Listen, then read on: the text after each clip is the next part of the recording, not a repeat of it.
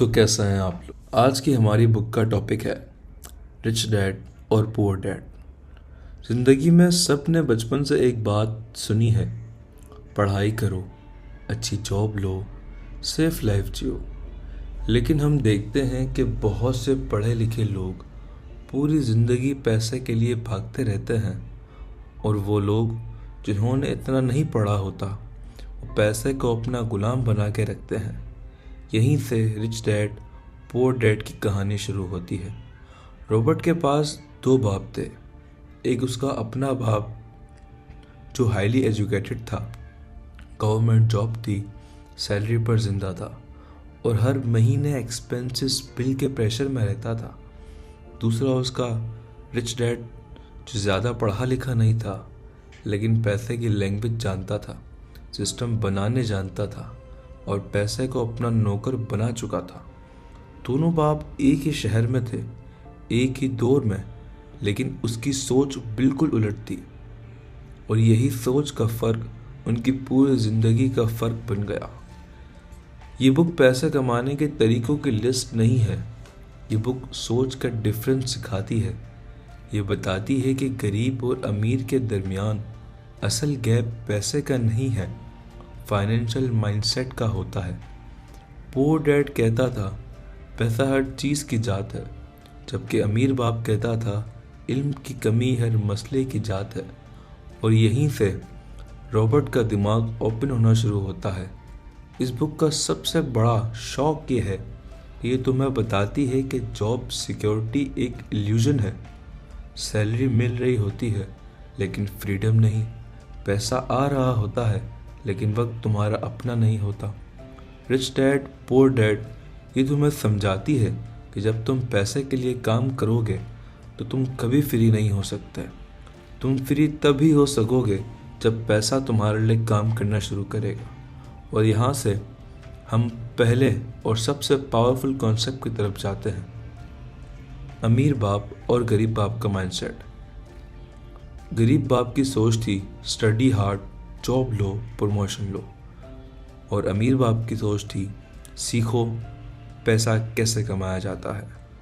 Poor dad हमेशा कहता था रिस्क से दूर रहो, सेफ रहो, जबकि रिच डैड कहता था बिना रिस्क समझे तुम्हें कभी ग्रो नहीं कर सकते। पुअर डैड सैलरी को सक्सेस मानता था, रिच डैड कैश फ्लो को सक्सेस मानता था, और यहीं से लाइफ के डिसीजंस बिल्कुल अलग हो जाते हैं। पुअर डैड के लिए घर एसेट था क्योंकि उसे इमोशनल सिक्योरिटी मिलती थी। रिच डैड के लिए एसेट वो होता है जो तुम्हारी जेब में पैसा डाले। अगर कोई चीज़ तुमसे पैसे निकाल रही है, चाहे वो कितनी ही खूबसूरत क्यों ना हो, वो लायबिलिटी है।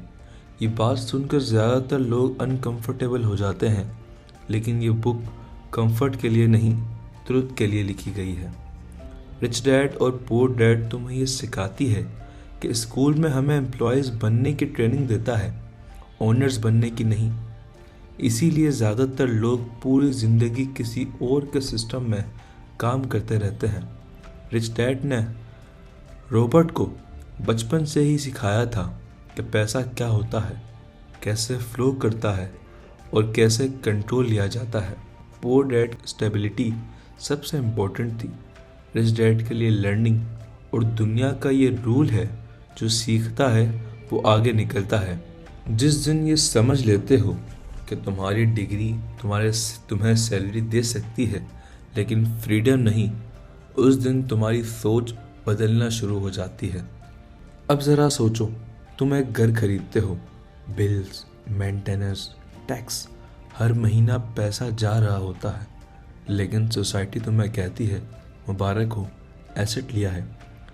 अमीर बाप कहता है कि जब तक वो घर तुम्हें कैश फ्लो ना दे वो एसेट नहीं, लायबिलिटी है।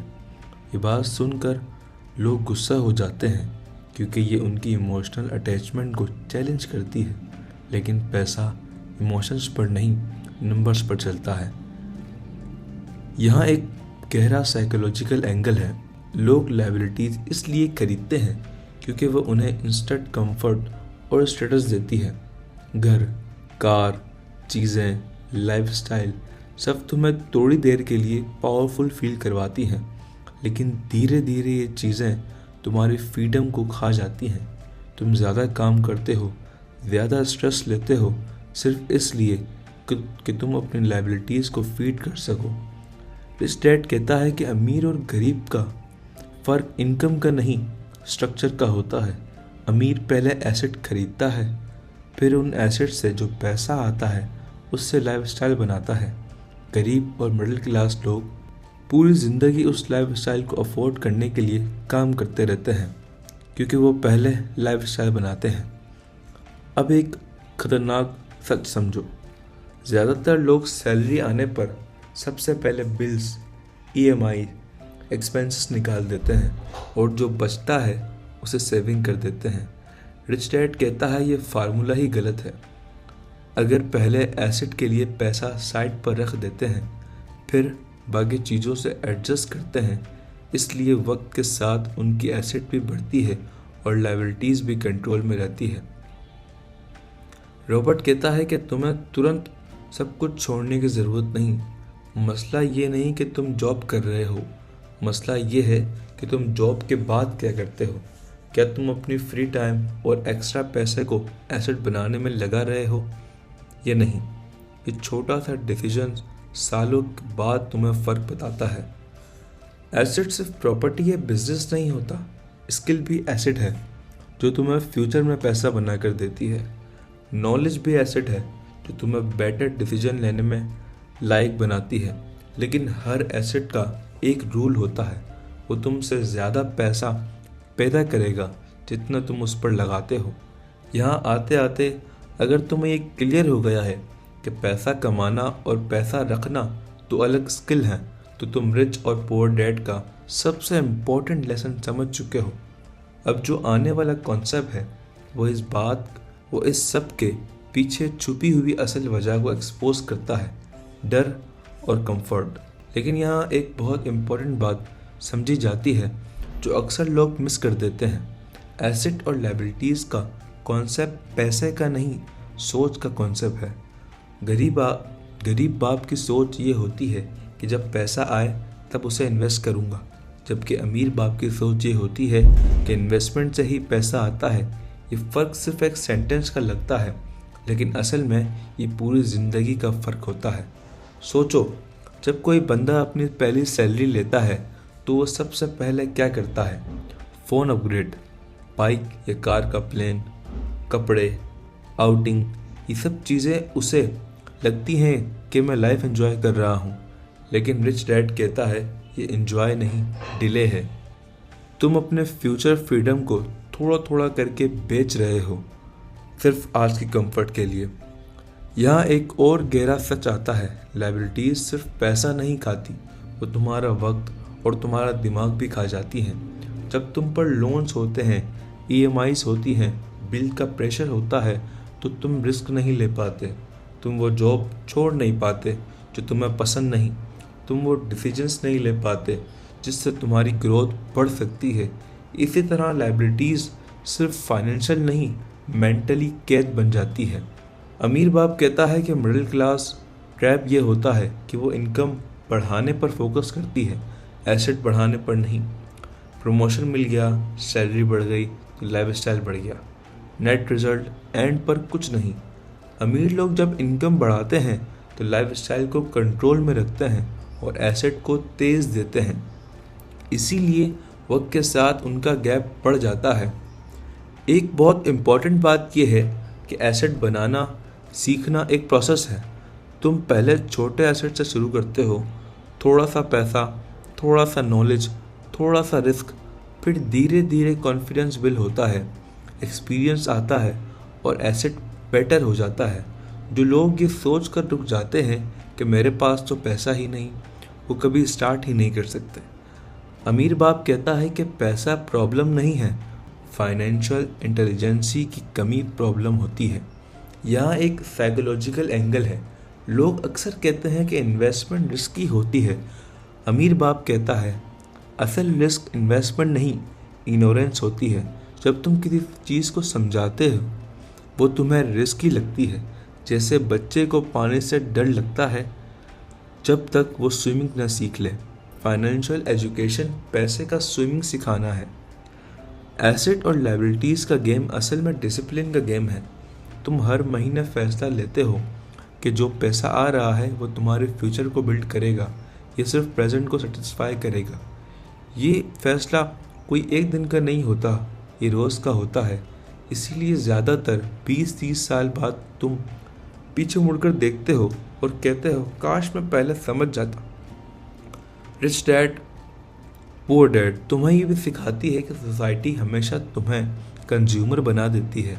एड्स, ट्रेंड्स, कंपैरिजन सब तुम्हें ये फील करवाते हैं कि तुम कम हो जब तक तुम खर्च ना करो। रिच डैड कहता है जब तुम इस प्रेशर को समझकर कंट्रोल कर लेते हो, तुम फाइनेंशियल गेम्स जीतना शुरू कर देते हो। यहाँ आते आते अगर तुम्हें ये क्लियर हो गया कि एसेट वो नहीं जिससे तुम खुश फील करो, बल्कि वो है जो तुम्हें फ्री बनाए, तो तुम इस बुक का सबसे ख़तरनाक लेसन एब्जॉर्व कर चुके हो। अब जो नेक्स्ट कॉन्सेप्ट आने वाला है वो बताता है कि काम किस लिए करना चाहिए और पैसा के लिए सीखना कितना ज़रूरी है। रिच डैड और पुअर डैड का वो लेसन आता है जो ज़्यादातर लोग सुनना ही नहीं चाहते। क्यों? क्योंकि ये उनकी पूरी वर्किंग लाइफ को क्वेश्चन कर देता है। पुअर डैड का फार्मूला था अच्छी जॉब लो, ज़्यादा सैलरी लो, सिक्योर रहो। रिच डैड का फार्मूला था ऐसी जगह काम करो जहाँ तुम सीखो, चाहे शुरू में पैसा कम हो। ये बात सुनकर लोग घबरा जाते हैं क्योंकि सोसाइटी ने हमें सिखाया ही ये है कि पैसा ही सक्सेस का स्केल है। सोचो, अगर तुम पैसे के लिए काम करते हो तो तुम हर फैसला डर के साथ लोगे। जब जॉब छोड़नी हो तुम नहीं छोड़ सकोगे। तुम बॉस को ना नहीं कह सकते, तुम रिस्क नहीं ले सकते, तुम पैसा कंट्रोल करने के लिए कुछ नहीं कर सकते। रिच डैड कहता है कि जब तुम स्किल के लिए काम करते हो तो पैसे को कंट्रोल करना सीख जाते हो, और जिस दिन तुम पैसे को कंट्रोल करना सीख जाते हो उस दिन तुम फ्री हो जाते हो। रॉबर्ट कहता है कि उसने अपनी ज़िंदगी में जानबूझकर हर ऐसी जॉब की जहाँ सैलरी ज़्यादा नहीं थी लेकिन लर्निंग बहुत थी। कभी सेल्स सीखी, कभी मार्केटिंग, कभी अकाउंटिंग, कभी पीपल मैनेजिंग। उसके दोस्त ने कहा तुम पागल हो, इतनी कम सैलरी पर काम क्यों कर रहे हो? लेकिन रिच डैड उसे समझाता था कि सैलरी टेम्पररी है, स्किल परमानेंट होती है।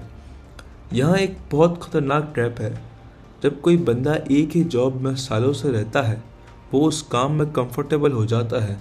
कंफर्ट अच्छी लगती है लेकिन कंफर्ट ग्रोथ को मार देती है। तुम एक ही स्किल में मास्टर हो जाते हो लेकिन बाकी दुनिया तुमसे आगे निकल चुकी होती है। रिच डैड कहता है कि जब तुम मल्टीपल स्किल नहीं सीखते तुम सिस्टम नहीं बना सकते। इस बुक में एक बहुत क्लियर बात की गई है, बिजनेस सिर्फ प्रोडक्ट का नाम नहीं, सिस्टम का नाम है। अगर तुम्हें सेल्स नहीं आती, मार्केटिंग नहीं आती, अकाउंटिंग नहीं समझते तो तुम्हारा बिजनेस किसी और के स्किल पर डिपेंड कर रहा है, और जहाँ डिपेंडेंस होती है वहाँ कंट्रोल ख़त्म हो जाता है। इसीलिए रिच डैड कहता है कि रॉबर्ट, पहले एम्प्लॉय बनो लेकिन लर्निंग एम्प्लॉय बनो, ना कि लाइफ टाइम एम्प्लॉय। एक और गहरा पॉइंट ये है कि जब तुम स्किल के लिए काम करते हो तुम्हारा ईगो टूटता है। तुम जूनियर से सीखते हो, मिस्टेक्स करते हो, तुम अनकंफर्टेबल फील करते हो, लेकिन डिस्कम्फर्ट ही तुम्हारे फ्यूचर के लिए रेडी करता है। पुअर डैड का सिस्टम ईगो को सेफ रखता है, रिच डैड का सिस्टम ईगो को तोड़कर कॉन्फिडेंस बनाता है। पुअर डैड रिच डैड ये भी सिखाती है, ज़्यादातर लोग कहते हैं मुझे टाइम नहीं मिलता, असल में उनका मतलब होता है मेरी लर्निंग प्रायोरिटीज़ नहीं है। जो बंदा रोज़ थोड़ा थोड़ा सीखता है वो कुछ सालों में बिल्कुल डिफरेंट लेवल पर होता है, और जो बंदा सिर्फ रूटीन फॉलो करता है वो वहीं का वहीं हो जाता होता है। यहाँ एक साइकोलॉजिकल बात बताता हूँ, जब तुम पैसे के लिए काम करते हो तुम्हारी क्रिएटिविटी मर जाती है, तुम सिर्फ इंस्ट्रक्शन फॉलो करते हो। जब तुम लर्निंग के लिए काम करते हो तुम सवाल पूछना शुरू कर देते हो, और जो सवाल पूछता है वही सिस्टम समझता है। अगर तुम्हें ये बात समझ आ गई कि जॉब तुम्हें पैसा देती है लेकिन फाइनेंशियल स्टेबल नहीं करती, तो तुम रिच डैड पुअर डैड का एक पावरफुल लेसन एब्जॉर्व कर चुके हो। अब जो आने वाला पॉइंट है वो बताता है कि लोग पैसे के मामले में आगे क्यों नहीं बढ़ते, फेयर की वजह से। हमारा चौथा पॉइंट है fair and comfort zone. Rich dad और पुअर डैड का ये हिस्सा बहुत लोग स्किप कर देते हैं, लेकिन असल गेम यहीं से शुरू होता है। रॉबर्ट कहता है कि पैसे के मामले में लोगों को पीछे रखने वाली चीज़ों में नॉलेज अब भी बहुत कम है। डर होता है, डर के बिना कोई भी इंसान बहुत आगे जा सकता है, लेकिन ज़्यादातर लोग इस डर को भी फेस नहीं कर पाते। पुअर डैड का डर होता है, जॉब चली गई तो क्या होगा, इन्वेस्टमेंट फेल हो गई तो क्या होगा, लोग क्या कहेंगे। रिच डैड कहता है, अगर मैं ट्राई ही ना करूं तो क्या होगा, अगर मैं सीख कर भी पीछे रह गया तो क्या होगा। ये दोनों डर हैं, लेकिन फ़र्क ये है कि एक डर तुम्हें रोक देता है और दूसरा तुम्हें मूव करवाता है। ज़्यादातर लोग पहले डर को चूज़ करते हैं क्योंकि वो फेमिलियर होता है। नॉन पेन अननोन पेन से ज़्यादा कंफर्टेबल होता है, चाहे वो पेन ज़िंदगी भर ही क्यों ना हो। रिच डैड कहता है, कंफर्ट जोन एक कैद है जो खुद बनती है। जब तुम हर महीने फिक्स सैलरी लेते हो, फिक्स रूटीन फॉलो करते हो, फिक्स थिंकिंग्स रखते हो, तो दिमाग उसे सेफ्टी मान लेता है। फिर जब कोई नया आइडिया आता है, दिमाग फ़ौरन खतरे का सिग्नल भेजता है। ये सिग्नल सच्चाई नहीं होता, ये सिर्फ हैबिट होती है। जब तुम पैसे के मामले में रिस्क लेते हो, तुम असल में पैसे को रिस्क नहीं, तुम अपनी सेल्फ इमेज को रिस्क कर रहे होते हो। तुम्हें डर लगता है कि अगर मैं फेल हो गया तो लोग मुझे कैसे देखेंगे, लोग क्या कहेंगे मुझे। इसीलिए ज़्यादातर लोग फेल होने से नहीं, जजमेंट से डरते हैं। रिच डैड पुअर डैड ये भी सिखाती है कि स्कूल हमें गलती से बचाना सिखाता है, जबकि बिजनेस और इन्वेस्टमेंट गलती से सीखना सिखाती है। जब बंदा गलती से डर जाता है, वो कभी मास्टर नहीं बन पाता। रिच डैड कहता है कि अगर तुम हर बार लॉस से डर के पीछे हट जाओ तो तुम विन भी नहीं कर पाओगे। यहाँ एक और गहरी बात आती है, डर तुम्हें सिग्नल देता है कि तुम ग्रोथ के करीब हो। जिस दिन तुम्हें डर लगना बंद हो जाए, समझ लो कि तुम रूटीन में फंस गए हो। सक्सेसफुल लोग डर के साथ चलना सीख लेते हैं, वो डर को ख़त्म नहीं करते, वो उसे मैनेज करते हैं। इस बुक का ये हिस्सा तुम्हें ये भी सिखाता है कि ज़्यादातर लोग अपना कंफर्ट जोन को लॉजिक का नाम देते हैं। वो कहते हैं, मैं रियलिस्टिक हूँ, मैं प्रैक्टिकल हूँ। असल में वो डर के लॉजिक को कपड़ों में छुपा लेते हैं। रिच डैड कहता है कि ग्रोथ कभी भी कंफर्टेबल नहीं होती। जब तुम डर के बावजूद छोटा सा स्टेप लेते हो, तुम्हारा कॉन्फिडेंस बढ़ता है, फिर दूसरा स्टेप आसान लगता है, फिर तीसरा। इसी तरह धीरे धीरे कंफर्ट जोन एक्सपेंड होता जाता है। जो लोग एक ही जगह रुक जाते हैं, उनका कंफर्ट जोन उन्हीं से खा जाता है। अगर तुम समझ गए हो कि डर पैसे का मसला नहीं, माइंडसेट का मसला है, तो तुम रिच डैड पुअर डैड का एक पावरफुल लेयर समझ चुके हो। अब जो आने वाला कॉन्सेप्ट है वो बताता है कि पैसा कमाना काफ़ी क्यों नहीं होता। लेकिन यहाँ एक बहुत सबटाइल लैंग्वेज और डेंजरस चीज़ सामने आती है जो rich dad poor dad expose करती है, और वो है emotional fair versus logical fair. Emotional fair वो होता है जो बिना नंबर्स दिखाए तुम्हें रोक देता है। लॉजिकल फेयर वो होता है जो रिस्क को मेजर करता है। ज़्यादातर लोग इमोशनल फेयर पर डिसीजन लेते हैं, उन्हें एग्जैक्ट नुकसान पता नहीं होता, बस एक अंदाज़ा लगाकर खौफ लगाए बैठ जाते हैं। रिच डैड कहता है कि गरीब और मिडिल क्लास लोग इतना डरते हैं कि वो कभी गेम के फेस में ही नहीं जा पाते। वो थोड़ा सा पैसा बचाकर खुश हो जाते हैं क्योंकि उनका दिमाग कहता है कम है लेकिन सेफ है। लेकिन इन्फ्लेशन, टैक्स और टाइम धीरे धीरे उस सेफ्टी को खा जाता है। ये जो चीज़ है जो लोग बाद में समझते हैं जब वापस मुड़ना मुश्किल हो जाता है। एक और गहरी बात बताता हूँ, डर सिर्फ पैसे का नहीं होता, हर डिसीजन लेने का होता है। जब तुम डिसीजन लेते हो, तुम जिम्मेदारी लेते हो, और जिम्मेदारी लेना बहुत लोगों को पसंद नहीं होता। पुअर डैड का सिस्टम में पैसा डिसीजन और फिर छोड़ देते हो। पुअर डैड के सिस्टम में तुम डिसीजन किसी और पर छोड़ देते हो, boss, government, company. Rich dad के सिस्टम में तुम डिसीजन खुद पर छोड़ते हो और इसीलिए तुम ग्रो भी करते हो और गिरते भी हो, लेकिन गिर कर सीखने वाला बंदा ही आगे जाता है। रिच डैड पुअर डैड यहाँ एक अनकंफर्टेबल ट्रूथ बताता है। वो कहती है कि ज़्यादातर लोग कंफर्ट जोन के लिए अपनी पोटेंशियल कुर्बान कर देते हैं। वो कहता है बस इतना काफ़ी है, लेकिन ये काफ़ी धीरे धीरे कम बन जाता है और फिर लोग कहते हैं हालात ख़राब हो गए हैं। असल में हालात बदलते नहीं, सोच पुरानी रह जाती है। रिच डैड ये भी समझाता है कि डर अक्सर नॉलेज की कमी से पैदा होता है। जब तुम किसी चीज़ को समझते नहीं हो, वो तुम्हें खौफनाक लगती है, जैसे पहली बार साइकिल चलाना, पहली बार ड्राइव करना। जब तक तुम सीखते नहीं हो, डर रहता है। फाइनेंशियल दुनिया में भी सेम रूल है। जो बंदा पैसे के रूल को समझ लेता है, उसका डर धीरे धीरे कम हो जाता है। एक बहुत इम्पोर्टेंट चीज़ यहाँ है, डर तुम्हें फ्यूचर में जीने नहीं देता और कंफर्ट तुम्हें प्रेजेंट में कैद कर देती है। रिच डैड कहता है कि अमीर लोग प्रेजेंट को कंफर्ट को सेक्रीफाइस कर देते हैं फ्यूचर को कंट्रोल करने के लिए।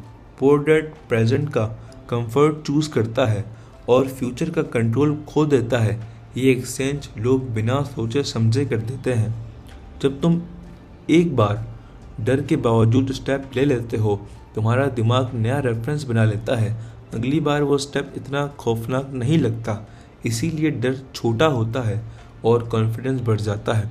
ये कोई मोटिवेशनल बात नहीं, ये ब्रेन कंडीशन है और दिमाग को नया नॉर्मल मिल जाता है। रिच डैड और पुअर डैड का ये लेसन ये भी कहता है, अपने डर को नाम दे दो, उसे लिख लो, उसे नंबर्स में लाओ, तो आधा काम वहीं हो जाता है। जो डर रहता था वो पावरफुल होता था, जो डर क्लियर हो गया है वो मैनेजेबल भी बन जाता है। यहाँ तक आते आते अगर तुम ये बात समझ गए हो कि डर तुम्हारा दुश्मन नहीं बल्कि तुम्हारा टीचर है, वो सिखाता है कि तुम इस बुक को एक और डेंजरस ट्रूथ समझ चुके हो। अब जो नेक्स्ट कॉन्सेप्ट है वो बताएगा कि सिर्फ डर पर कंट्रोल करना क्यों काफ़ी नहीं होता, रिजल्ट्स और टेक्स्ट का गेम समझना भी ज़रूरी होता है। रिच डैड और पुअर डैड का वो हिस्सा आता है जो अक्सर लोग इग्नोर करना चाहते हैं मगर वो नहीं कर पाते क्योंकि ये बात बहुत बोरिंग लगती है।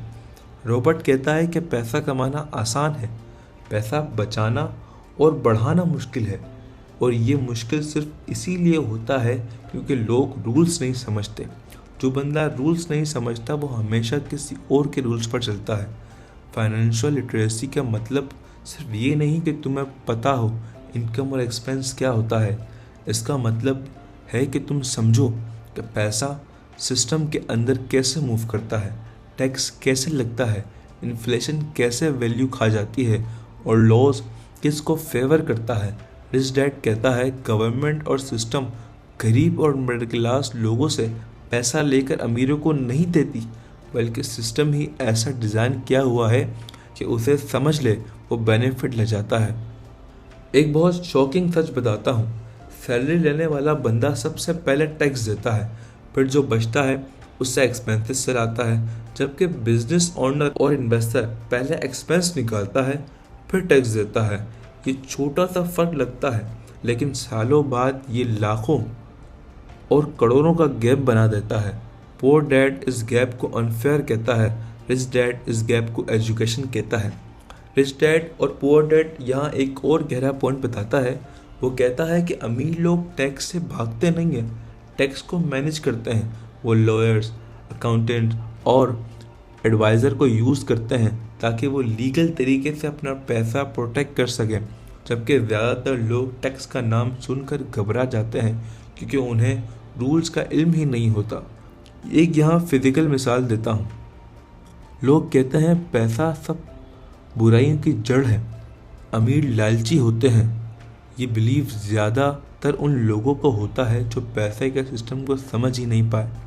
रिच डैड कहता है कि पैसा नेचुरल होता है, वो तुम्हारी सोच को एम्पलीफाई करता है। अगर सोच गलत हो तो पैसा भी गलत डायरेक्शन में जाता है। अगर सोच क्लियर हो तो पैसा टूल बन जाता है। एक और हिस्सा जो नंबर्स जोड़ देती है वो नंबर से दोस्ती भी करा देती है। ज़्यादातर लोग नंबर से डरते हैं। Account, balance sheet, cash flow, ये सब उन्हें बोरिंग और स्कैरी लगता है। जबकि रिच डैड कहता है जब तक तुम नंबर्स से भागते रहोगे तुम कभी कंट्रोल में नहीं आ सकते। नंबर्स तुम्हें सच बताते हैं, इमोशंस नहीं। यहाँ एक बहुत इम्पोर्टेंट बात है, सिस्टम हमेशा इवॉल्व होता रहता है। जो रूल्स आज हैं कल चेंज हो सकते हैं। इसीलिए फाइनेंशियल लिटरेसी एक बार सीख कर ख़त्म नहीं होती। सक्सेसफुल लोग हमेशा अपडेटेड रहते हैं। वो सीखते रहते हैं कि नए लॉस क्या है, नए टूल्स और नए अपॉर्चुनिटीज़ क्या है। अगर तुम यहाँ तक आए हो तो ये तुम क्लियर कर चुके हो कि सिर्फ पैसा मेहनत से नहीं समझ से ग्रो करता है। तो तुम रिच डैड और पुअर डैड का एक पावरफुल लेसन समझ चुके हो। अब जो आखिरी कॉन्सेप्ट आने वाला है वो बताता है कि नॉलेज और प्लानिंग के बावजूद लोग क्यों पीछे रह जाते हैं। एक्शन की कमी की वजह से। हमारा छठा पॉइंट है action, discipline and long term thinking, सोच से आगे चलना। यहाँ आकर रिच डैड और पुअर डैड का वो हिस्सा शुरू होता है जहाँ लोग सिर्फ सर हिलाकर एग्री कर लेते हैं लेकिन ज़िंदगी में कुछ चेंज नहीं होता। क्यों? क्योंकि नॉलेज लेने और एक्शन लेने में बहुत बड़ा गैप होता है। रॉबर्ट कहता है कि दुनिया नॉलेज से नहीं एक्शन से रिवॉर्ड देती है। जब सब कुछ समझ लो लेकिन अगर तुम कदम नहीं उठाया तो सिस्टम तुम्हें वहीं का वहीं छोड़ देता है। पुअर डैड का सिस्टम था पहले परफेक्ट हो जाओ फिर शुरू करूँगा। रिच डैड का सिस्टम था पहले शुरू करूँगा फिर धीरे धीरे परफेक्ट हो जाऊँगा। ये फ़र्क बहुत छोटा लगता है लेकिन इसी फ़र्क ने लोगों को अलग अलग जगह पर पहुंचाया है। ज़्यादातर लोग इसीलिए एक्शन नहीं लेते क्योंकि वो वेट करते हैं कि सब कुछ क्लियर हो जाए। रिच डैड कहता है कि क्लियरिटी एक्शन के बाद आती है, पहले नहीं। यहाँ डिसिप्लिन का रूल आता है। डिसिप्लिन का मतलब सिर्फ शक्ति नहीं होती। डिसिप्लिन का मतलब होता है कि तुम रोज़ थोड़ा सा काम करते हो चाहे मूड हो या ना हो। ज़्यादातर लोग मोटिवेशन पर डिपेंड करते हैं, जब मूड हो तब काम किया। रिच डैड कहता है कि मूड अनरिलायबल होता है, सिस्टम रिलायबल होता है। इसीलिए अमीर लोग अपनी ज़िंदगी को सिस्टम के साथ चलाते हैं, इमोशंस के साथ नहीं। अब एक बहुत गहरी बात समझाता हूँ। एक्शन लेने का मतलब ये नहीं कि तुम अंधाधुंध भागते जाओ। एक्शन लेने का मतलब है स्मॉल कैलकुलेटेड स्टेप लो। तुम छोटा इन्वेस्ट करो, छोटी लर्निंग लो, छोटा रिस्क लो। ये छोटे छोटे स्टेप वक्त के साथ कॉन्फिडेंस और क्लियरिटी दोनों बिल्ड करते हैं। जो लोग एक ही जंप में सब कुछ बदलना चाहते हैं वो अक्सर गिर ही जाते हैं। रिच डैड और poor dad long term thinking पर बहुत जोर देती है। Poor dad short term comfort को चूज़ करता है, salary, weekends, holidays. Rich dad long term control को चूज़ करता है, कैश फ्लो, फ्रीडम। ये चॉइस रोज़ होती है, हर महीने, हर फैसले में होती है। जब आज का कंफर्ट चूज़ कर रहे हो तो कल का कंट्रोल भी।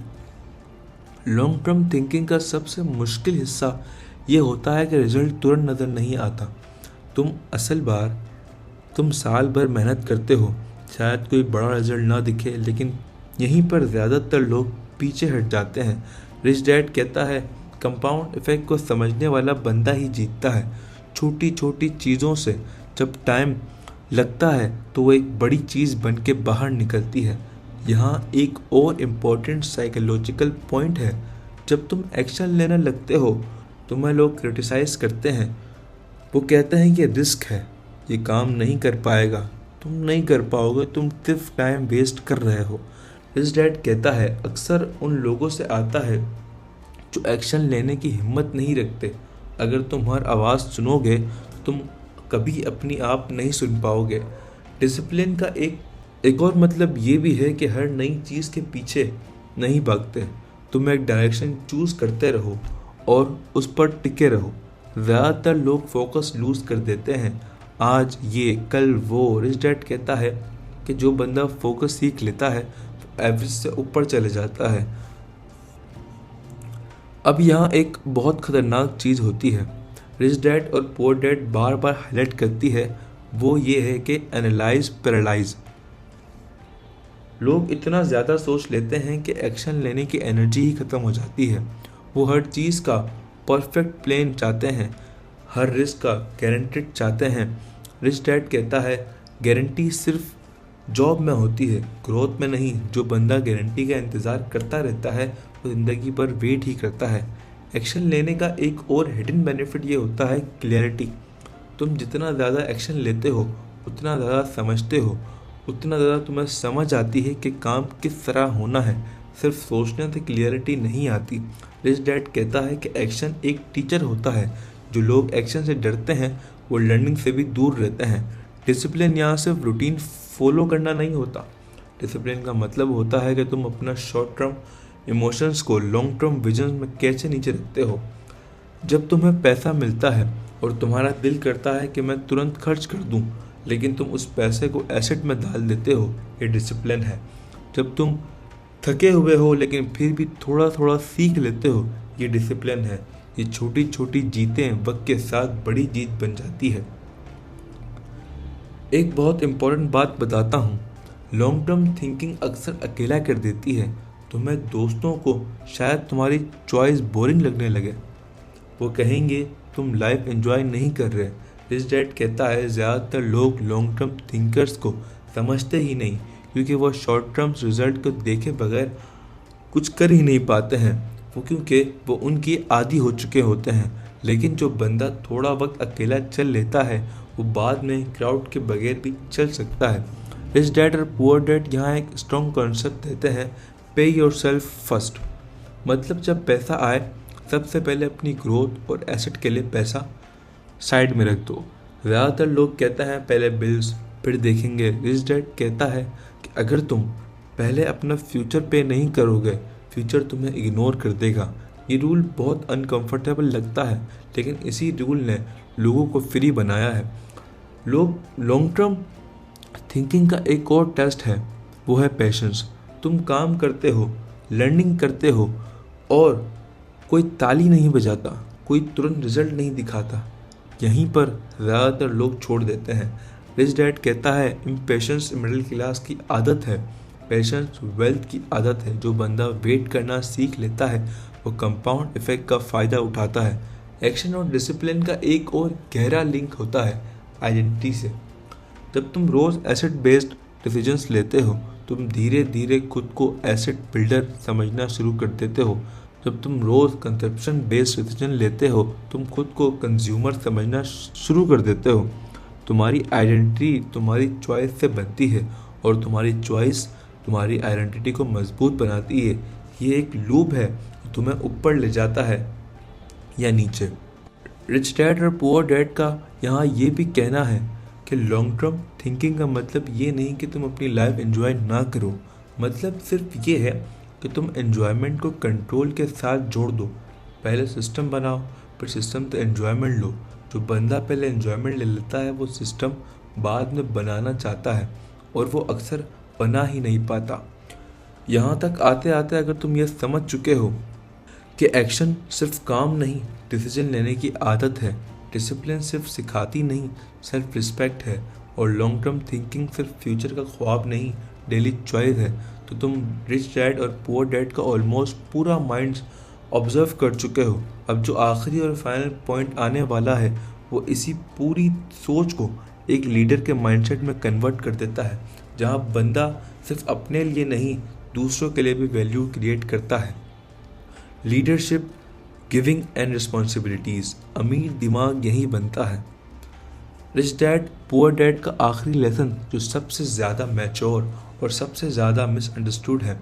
ज़्यादातर लोग सोचते हैं कि अमीर बनना सिर्फ अपने लिए पैसा जमा करना होता है, जबकि रॉबर्ट कहता है कि रियल वेल्थ तब शुरू होती है जब तुम सिर्फ अपने लिए नहीं दूसरों के लिए वैल्यू क्रिएट करना शुरू कर देते हो। यहीं से लीडरशिप की सोच पैदा होती है। पुअर डैड का मॉडल ये है कि पहले खुद सिक्योर हो जाओ फिर देखेंगे। रिच डैड का मॉडल ये है कि पहले सिस्टम बनाओ जो लोगों के काम आए, फिर तुम खुद सिक्योर हो जाओ। बिजनेस, इन्वेस्टमेंट और वेल्थ असल में लोगों की प्रॉब्लम सॉल्व करने का रिवॉर्ड होते हैं। जो बंदा जितनी बड़ी प्रॉब्लम सॉल्व करता है, सिस्टम उसे उतना ज़्यादा रिवॉर्ड देता है। लीडरशिप का मतलब लाउड होना या बॉस बनना नहीं। लीडरशिप का मतलब होता है जिम्मेदारी लेना। जब कोई काम फेल होता है, लीडर कहता है ये मेरी जिम्मेदारी थी। जब काम सक्सेसफुल होता है, लीडर कैरेट बांट देता है। इसीलिए रिच डैड कहता है कि लोग अमीर लोगों को ब्लेम गेम नहीं खिलाते। वो हालात, गवर्नमेंट, बॉस, इकोनॉमी पर ब्लेम नहीं करते। वो कहते हैं मैं और बेहतर बन सकता था मगर मैं नहीं बना। गिविंग का कॉन्सेप्ट भी यहाँ बहुत गहरा है। रिच पुअर डैड ये नहीं कहते थे कि पहले पैसा आने दो फिर दूंगा। ये कहते थे कि देने की आदत पैसे से पहले आती है।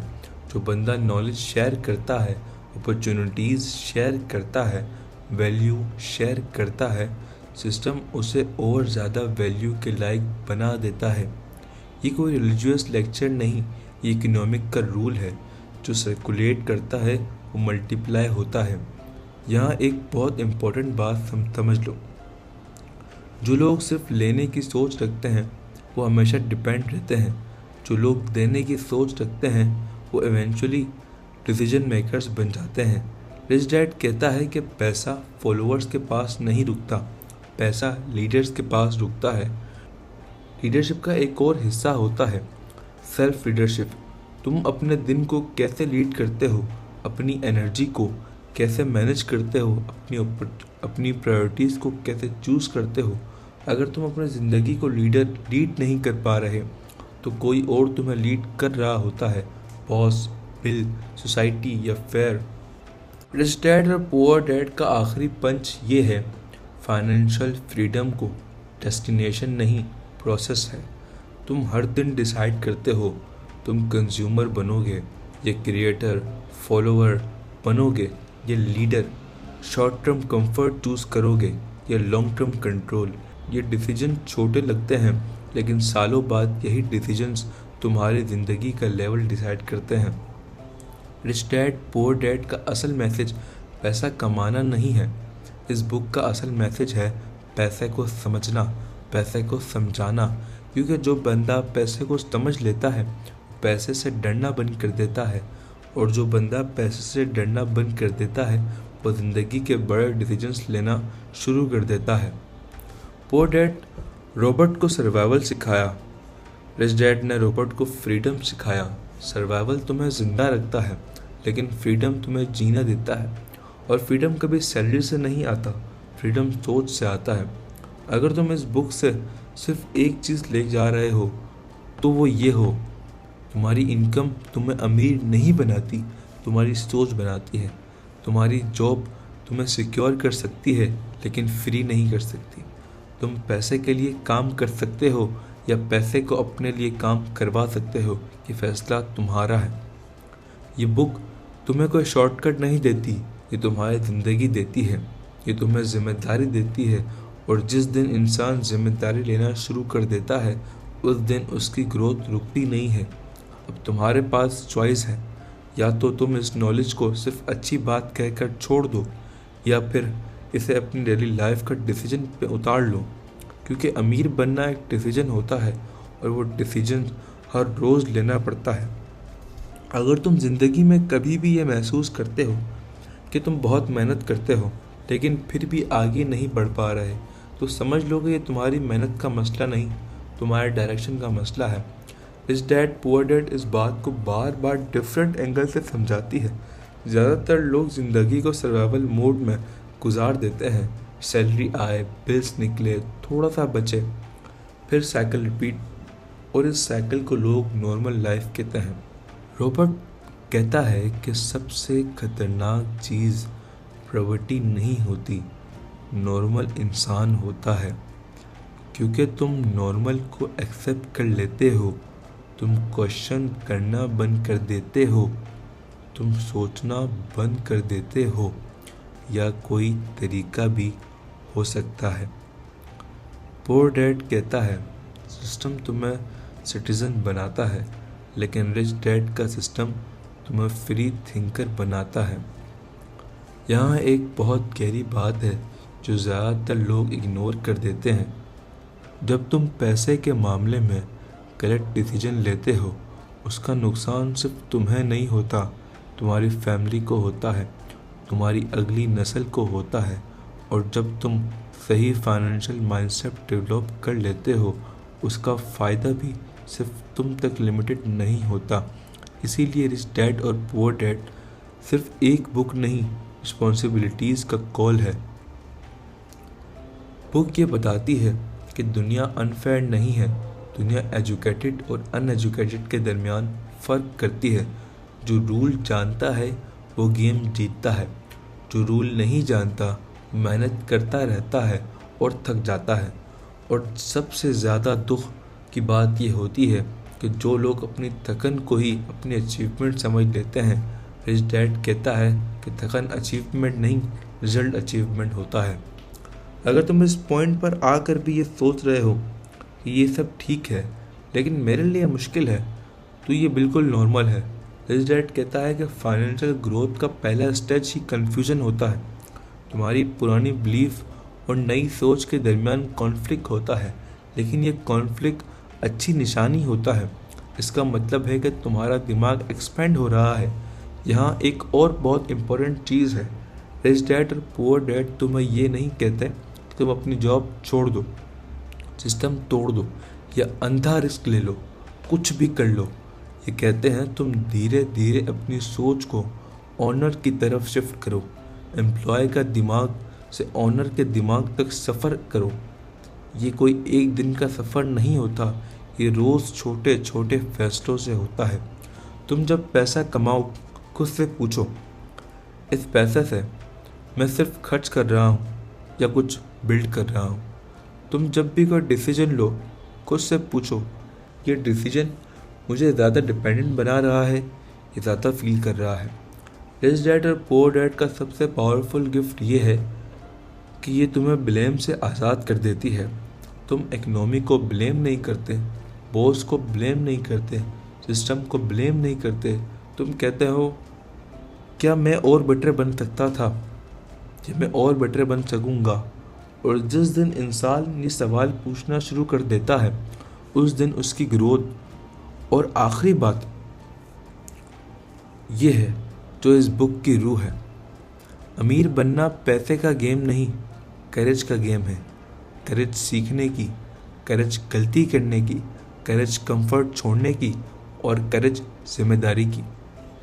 अगर तुम ये करेज डेवलप कर लेते हो, पैसा धीरे धीरे फ्लो करना शुरू कर देता है, क्योंकि पैसा उन लोगों के पास जाता है जो उसे हैंडल कर सकते हैं, समझ सकते हैं और रिस्पेक्ट करते हैं। पुअर डैड तुम्हें ज़िंदा रहना सिखाता है, रिच डैड तुम्हें आज़ाद रहना सिखाता है। और याद रखो, आज़ादी का रास्ता हमेशा दिमाग से शुरू होता है।